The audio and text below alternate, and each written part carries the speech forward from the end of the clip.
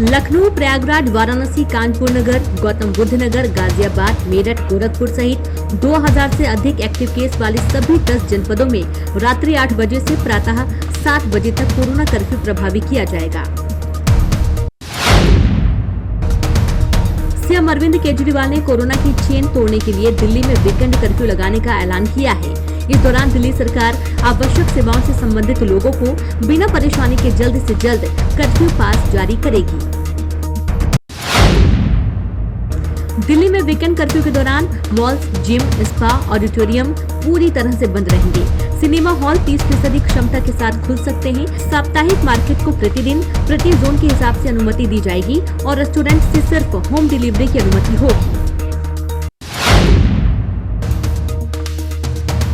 दिल्ली के सीएम केजरीवाल का दावा है कि दिल्ली के अस्पतालों में इस वक्त पर्याप्त बेड्स मौजूद हैं। उन्होंने अपील की है कि घबराएं नहीं। हो सकता है कि किसी को उसकी पसंद का अस्पताल शायद ना मिले, लेकिन किसी और अस्पताल में बेड और इलाज जरूर मिलेगा। कोरोना पर घिरा केंद्र, राहुल और येचुरी ने पीएम केयर्स का जिक्र कर पूछा, कैसे हुई स्वास्थ्य सुविधाओं की दुर्दशा। उत्तराखंड सरकार का दावा है कि कुंभ की अवधि घटाने की जो खबरें सोशल मीडिया पर चल रही हैं, वे गलत हैं। मेले की अवधि घटाने को लेकर कोई योजना फिलहाल नहीं है।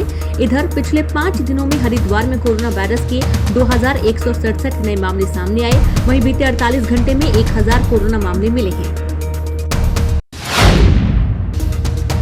इलेक्शन वाले राज्य बंगाल में 420%, असम में 532% और तमिलनाडु में 169% कोरोना केस बढ़े हैं। मौतों में 45% का इजाफा हुआ है। देश में 4 दिन के कोरोना टीका उत्सव में वैक्सीनेशन बढ़ने की बजाय 12% घट गया। अब सरकार का दावा 1.28 करोड़ को डोज दी जाएगी। अगले ही महीने भारत आने लगेगी कोरोना वैक्सीन स्पुतनिक वी। जल्द ही देश में शुरू होगा इसका प्रोडक्शन। 1 साल के लंबे इंतजार के बाद निजामुद्दीन के मरकज को खोलने की दिल्ली हाई कोर्ट ने दी इजाजत। रमजान के मद्देनजर 50 लोगों को नमाज अदा करने के लिए जाने के दिए आदेश। कोर्ट ने कहा कि इस दौरान सोशल डिस्टेंसिंग का पालन करने और DDMA की गाइडलाइंस का सख्ती से पालन किया जाए।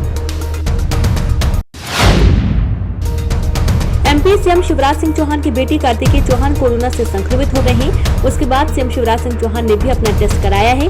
उनकी रिपोर्ट नेगेटिव हो गई है। योगी सरकार का बड़ा फैसला, 10वीं और 12वीं बोर्ड एग्जाम अगले आदेश तक स्थगित।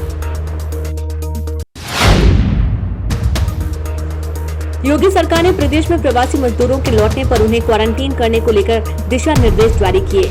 लक्षण वाले जो व्यक्ति संक्रमित नहीं पाए जाते, उन्हें 14 दिन और बिना लक्षण वाले लोगों को 7 दिन के लिए होम क्वारंटीन भेजा जाएगा।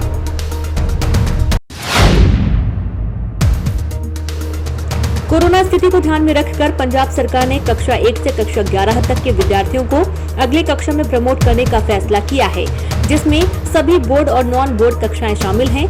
कक्षा 12 का फैसला CBSE द्वारा समीक्षा के बाद लिया जाएगा।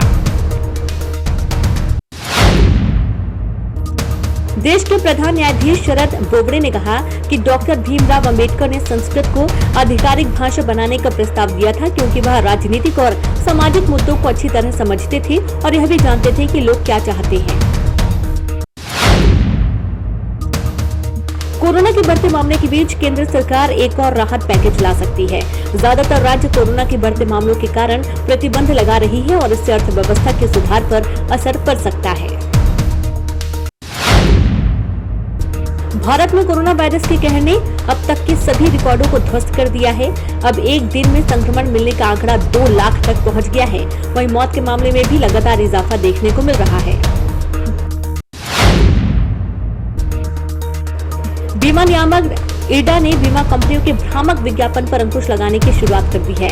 IRDA ने नया रेगुलेशन जारी कर कहा कि बीमा उत्पादों से जुड़े विज्ञापन स्पष्ट होने चाहिए।